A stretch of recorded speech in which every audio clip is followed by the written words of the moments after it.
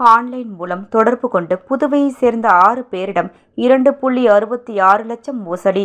Cyber crime போலீசார் விசாரணை. புதுச்சேரி முத்தியால்பேட்டை பகுதியை சேர்ந்தவர் வரதராஜன் என்பவர் இணையத்தில் பார்த்த விளம்பரம் ஒன்றில் பங்குச் சந்தையில் முதலீடு செய்து பணம் சம்பாதிக்கலாம் என கூறப்பட்டு இருந்தது.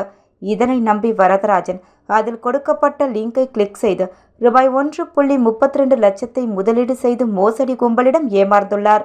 இதேபோல் வம்பாக்கீரப்பாளையம் பகுதியை சேர்ந்த விஜயசாரதி என்பவர் ரூபாய் 15,000, மாஹே பிராந்தியத்தில் பல்லூர் பகுதியை சேர்ந்த அசோகன் மற்றும் 17,000, லாஸ்பேட்டை பகுதியை சேர்ந்த செந்தில்குமார் ரூபாய் 18,000 மோசடி கும்பலிடம் ஏமாந்துள்ளனர்.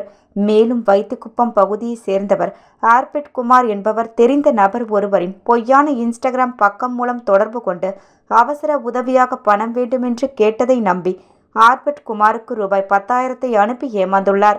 தொடர்ந்து தொண்டமானத்தம் பகுதியை சேர்ந்த ஜெயந்தி என்பவரை மர்ம நபர் தொடர்பு கொண்டு தங்களுக்கு குலுக்கல் முறையில் பரிசு கிடைத்துள்ளதாகவும் இதற்கு GST பணம் செலுத்துமாறு கூறியுள்ளார். இதனை நம்பி ஜெயந்தியும் ரூபாய் 74,000 அனுப்பி மோசடி கும்பலிடம் ஏமாந்துள்ளார்.